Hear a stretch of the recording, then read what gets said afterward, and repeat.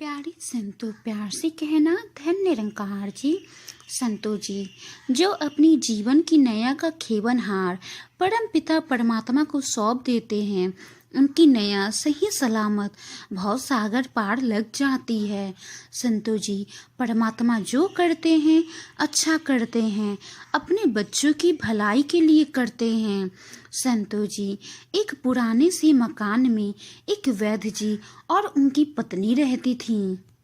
वैद्य जी बहुत ही शांत स्वभाव के थे और उनका दिन परमात्मा के नाम से ही शुरू होता। वो जो भी काम करते, हर काम करने से पहले परमात्मा का नाम लेते। संतो जी वैद्य जी के पत्नी की एक आदत थी, जब वैद्य जी दवा खाना के लिए जाते तो दवा खाना पर जाने से पहले वैद्य जी को उनकी पत्नी एक चिट्ठी देती थी, जिसमें घर के सामानों की सूची रहती थी कि आज घर में क्या सामान चाहिए। और वैद्य जी अपने दवाखाना पे पहुंचकर परमात्मा से प्रार्थना करके वो चिट्ठी खोलते और चिट्ठी की सूची देखते कि क्या जरूरत है उसमें। संतो जी हर दिन की तरह एक दिन वैद्य जी अपने दवाखाना के लिए जा रहे थे। पत्नी ने सामान की सूची की लिस्ट दी। वैद्य जी दवाखाना पे जाकर परमात्मा से प्रार्थना करके वो सामान की सूची खोली।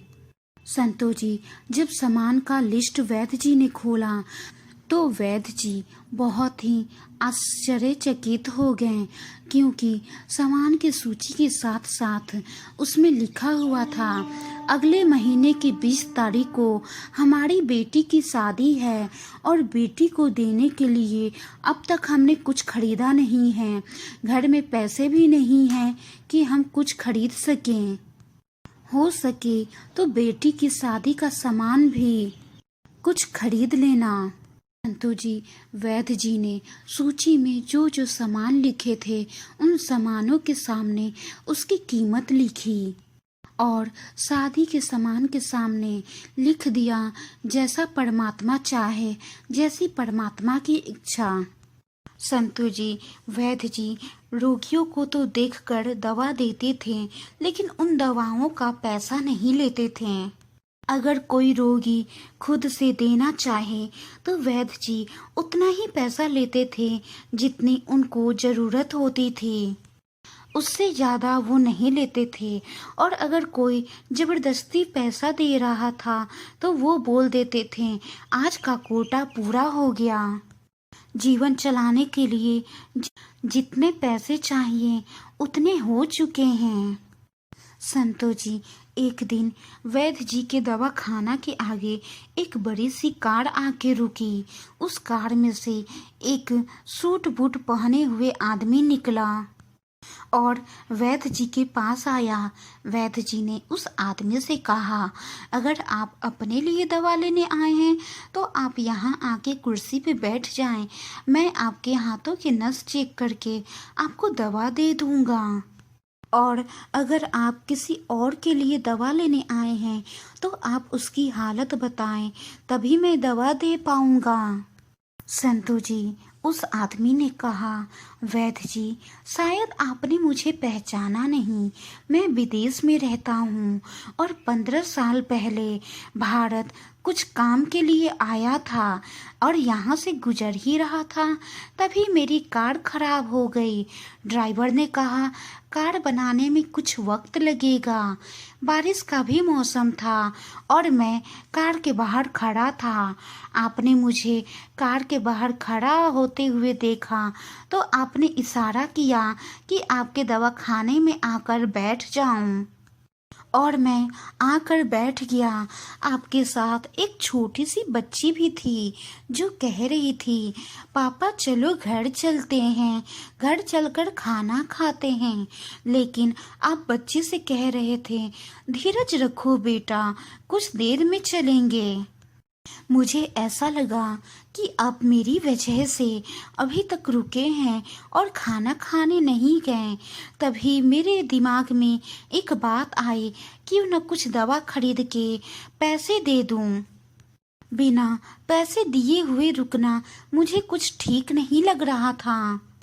और मैंने आपको बताया कि वैद्य जी, विदेश जाने से पहले ही मेरी शादी हो गई और शादी के कई साल बीत गए, लेकिन बच्चे नहीं हुए।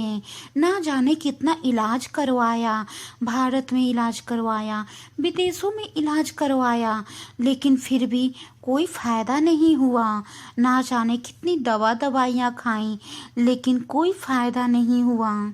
तब आपने 2 दवा की पुड़िया बनाई और दवा बनाते बनाते आप कह रहे थे, बाल बच्चे, धन दौलत, अमीरी गरीबी, ये सब परमात्मा के हाथ में है।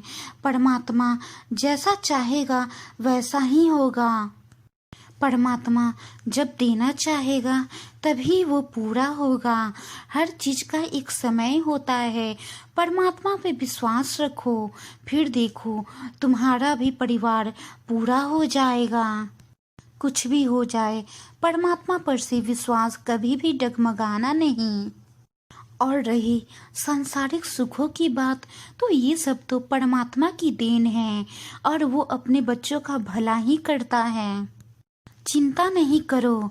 और आपने दवा की जो 2 पुड़िया बनाई, उस पर आपने मेरा नाम लिख दिया और मेरी पत्नी का नाम पूछकर दूसरी पुड़िया पर लिख दिया और वो दोनों पुड़िया मुझे दे दी। और मैंने जब उस पुड़िया के पैसे दिए तो आपने पैसे लेने से भी इनकार कर दिया। जब आपने पैसे लेने से इनकार कर दिया तो मैं तो बहुत ही चौंक गया कि कैसा वैद्य है, दवा दे रहा है और पैसे भी नहीं ले रहा है। फिर भी मैंने जबरदस्ती की कि आप पैसे ले लें, तो आपने कहा कि आज का कोटा फुल हो गया है। मुझे ये बात समझ में नहीं आई। तभी एक व्यक्ति वहाँ पे आया और हमारी बातें सुनकर मुझे समझाया कि वैद्य जी किसी भी रोगी से पैसा नहीं लेते, किसी भी रोगी से पैसा नहीं मांगते, रोगी खुद पैसा देते हैं और वैद्य जी भी उतना ही पैसा लेते हैं जितना उस दिन की ज़रूरत हो। उससे ज़्यादा वो पैसा नहीं लेते हैं और कोई दे भी तो बोल देते हैं आज का कोटा फुल हो गया। उसके बाद मैं दवा लेकर चला गया और अपनी पत्नी को सारी बात बताई। तब मेरी पत्नी कही, ये तो कोई परमात्मा का इशारा ही है, क्योंकि वैद्य ने पैसे भी नहीं लिए और दवा भी दे दिया। परमात्मा ने ही हमें रास्ता दिखाया है। तभी आपकी कार जाकर उसी वैद्य के दवा खाने के पास खराब हुई। हम ये दवा जरूर खाएंगे। और हमने वो दवा जरूर खाई और आज आपकी दवा से ही मेरे घर में 2 नन्हे फूल खिल उठे हैं। ये सब आपकी ही कृपा से हुआ है।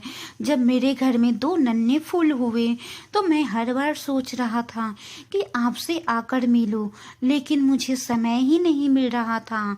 आज कई वर्षों बाद आपसे मिलने आया हूँ।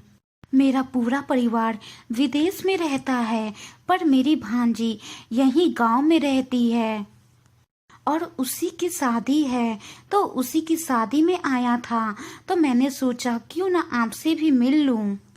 वैद्य जी, जब भी मैं अपनी भांजी की शादी के लिए खरीदारी करता तभी मुझे आपकी वो छोटी सी बिटिया याद आ जाती। तो ना जाने मैं क्यों हर चीज 2 चीज खरीदता, एक अपनी भांजी के लिए और एक आपकी बिटिया के लिए। वैद्य जी, ये कार्ड भर के जो सामान है आप इसे लेने से इनकार नहीं कीजिएगा। ये मैं आपकी बिटिया के लिए लाया हूँ।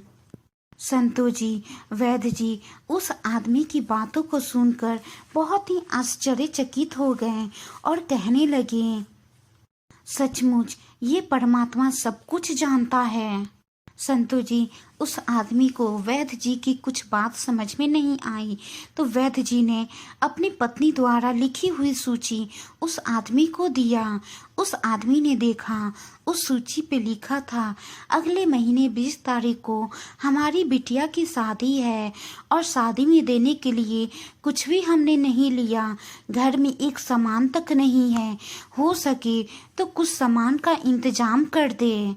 और उसके सामने वैद्य जी ने लिख दिया था, जैसी परमात्मा की इच्छा होगी वैसा ही होगा, जैसा परमात्मा चाहे वैसा ही होगा। संतो जी, वैद्य जी ने उस व्यक्ति को कहा, आपको पता भी नहीं था कि मेरी बिटिया की शादी है अगले महीने, लेकिन परमात्मा की कृपा देखिए, परमात्मा ने मेरी बिटिया की शादी की खरीदारी आपसे करवा दी और वो सामान भी यहाँ पहुँचवा दिए। संतो जी, वो व्यक्ति बोला, परमात्मा की लीला अपरंपार है। संतो जी, वैद्य जी ने परमात्मा का शुक्र अदा किया। वो कहने लगे, हे परमात्मा, तेरा शुक्र है कि तू हर वक्त हर दम मेरे साथ रहता है, हमारी हर ज़रूरतों को तू पूरा करता है। हम तो तुझसे कुछ कहते भी नहीं, लेकिन तू सब जान जाता है कि हमें किस चीज़ की ज़रूरतें हैं। संतो जी, वैद्य जी ने फिर उस व्यक्ति से कहा, जब से मैं होश संभाला हूँ तब से एक ही पाठ सीखा है कि हर समय परमात्मा का शुक्र अदा करो, क्योंकि आज जो कुछ भी है और आज हम जो कुछ हैं ये सब परमात्मा की कृपा से ही हैं। परमात्मा की मर्जी के बिना तो एक एक पत्ता तक नहीं हिल सकता। संतो जी, जो लोग अपने जीवन की डोर परमात्मा के हाथों में सौंप देते हैं, परमात्मा उस डोर को कभी टूटने नहीं देते हैं, ना ही कभी डूबने देते हैं। परमात्मा उनके लिए क्या क्या नहीं करते हैं, हर वक्त उनके साथ रहते हैं, उनकी हर ज़रूरतों का ख्याल रखते हैं। पर ज़रूरत है तो एक सच्चे दिल से समर्पण की। संतो जी, हमें हर पल परमात्मा का शुक्राना करना चाहिए, उनका शुक्र अदा करना चाहिए। कभी कभी हमें पता भी नहीं चलता और वो हमारी हर ज़रूरतों को पूरा कर देते हैं। हमें हमेशा उठते जागते सोते हर समय परमात्मा से यही अरदास करना चाहिए, शुक्र है मालिक, तेरा लाख लाख शुक्र है, आज तेरी ही कृपा से मेरे पास हर चीज़ है, जो मेरे लिए अच्छा है वो तू मुझे देता है। संतो जी, वाणी में कोई त्रुटि हो तो बख्श लेना जी। प्यारे संतो, प्यार से कहना, धन निरंकार जी।